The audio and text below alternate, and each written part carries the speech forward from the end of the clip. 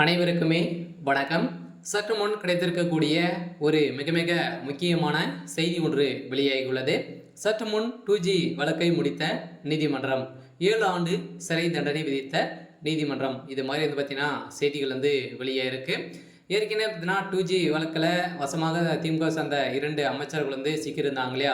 So இந்த நிலையில் அமைச்சர் கனிமொழி அவர்களும் அமைச்சர் ராசா அவர்களும் பார்த்தீங்கன்னா அதிரடியாக வந்து இந்த 2G வழக்கில் அலைக்கற்றையில் வசமாக சிக்கிருந்து ஏற்கனவே கைது செய்யப்பட்டு அவங்க வந்து நிபந்தனை அடிப்படையில் ஜாமீனில் தான் வந்து இப்போ வெளியே இருக்காங்க. ஏற்கனவே வந்து பார்த்தீங்கன்னா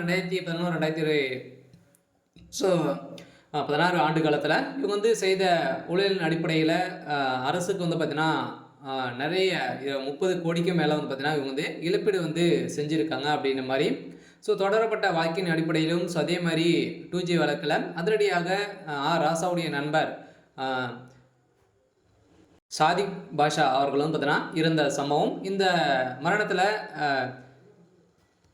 ஸோ நிறைய மர்மங்கள் வந்து இருக்குது அப்படின்ற மாதிரி அவருடைய மனைவி வந்து பார்த்தீங்கன்னா திடீர்னு வந்து வழக்கு பதிவு செய்திருந்த நிலையில் தான் இந்த வழக்கில் ஒரு மர்மமாகவே இருந்து வந்திருக்கக்கூடிய நிலையில் தான் இப்போ நீதிமன்றம் சொதரடியாக குற்றவாளி என MP கனிமொழி அவர்கள் வந்து பார்த்தீங்கன்னா இப்போ வந்து நீதிமன்றம் தீர்ப்பு வழங்கக்கூடிய நிலையில் தான் இப்போ வந்து பார்த்தீங்கன்னா 2G வழக்கில் இருவருக்குமே நீதிமன்றம் வந்து பார்த்தீங்கன்னா தீர்ப்பு வழங்கியிருக்கிறதாக ஒரு தகவல் வழியாக இருக்குது. ஸோ இதை பற்றி இந்த வீடியோவில் நம்ம முழுமையாக பார்க்கலாம். ஸோ அதுக்கு முன்னாடி நம்ம சேனலுக்கு வந்து இப்போ தான் நீங்கள் முதல் முறையாக வந்திருக்கீங்க அப்படின்னா மறக்காமல் நம்மளுடைய சேனலை சப்ஸ்கிரைப் பண்ணி சப்போர்ட் பண்ணுங்கள்.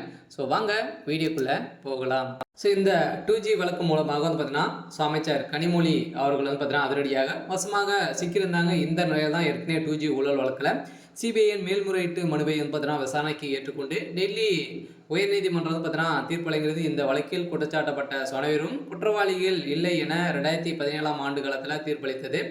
அதே மாதிரி விடுதலை செய்யப்பட்ட இந்த தீர்ப்பின் அடிப்படைக்கு எதிராக சிபிஐ அமலாக்கத்துறை வந்து பார்த்தீங்கன்னா அதிரடியாக உள்ளிட்டவை 2018 ஆண்டு காலத்தில் மேல்முறையீடு செய்திருந்த நிலையில் இந்த வழக்கின் அடிப்படையில் மத்தியில் காங்கிரஸ் தலைவருமான ஐக்கிய முற்போக்கு கூட்டணி அரசு அமைந்த போது அப்போது மத்திய தொலை தொடர்பு அமைச்சராக இருந்த ஆர் ராசா பதவி வகித்திருந்தார். அப்போது 2G அமலாக்கத்துறை ஒதுக்கீடு செய்வதில் முறைகேடு நடந்ததாகவும் அதன் மூலம் 1.76 லட்சம் கோடி ரூபாய் என்பதான இழப்பீடு ஏற்படுத்தியதாகவும் ஆர் ராசா மீது மத்திய கணக்கு தணிக்கை குழு குற்றச்சாட்டு இருந்த நிலையில் அதைத் தொடர்ந்து அதன் அடிப்படையில் ராசா கனிமொழி உள்ளிட்ட 17 பேர் மீது பார்த்தீங்கன்னா இதில் திகார் சிறையில் அடைக்கப்பட்டிருந்த நிலையில் இந்த நீதிமன்றம் இந்த வழக்கில் பின்னர் அனைவருமே ஜாமீன் விடுதலை செய்திருந்த நிலையில் இந்த வழக்கின் அடிப்படையில் தான் குற்றஞ்சாட்டப்பட்ட அனைவரும் குற்றவாளிகள் என இப்போ நீதிமன்றம் தீர்ப்பு வழங்கியிருக்கக்கூடிய நிலையில் தான் இப்போ இதற்கு மர்மமாக கொலை செய்யப்பட்ட சாதிக் பாஷாவுடைய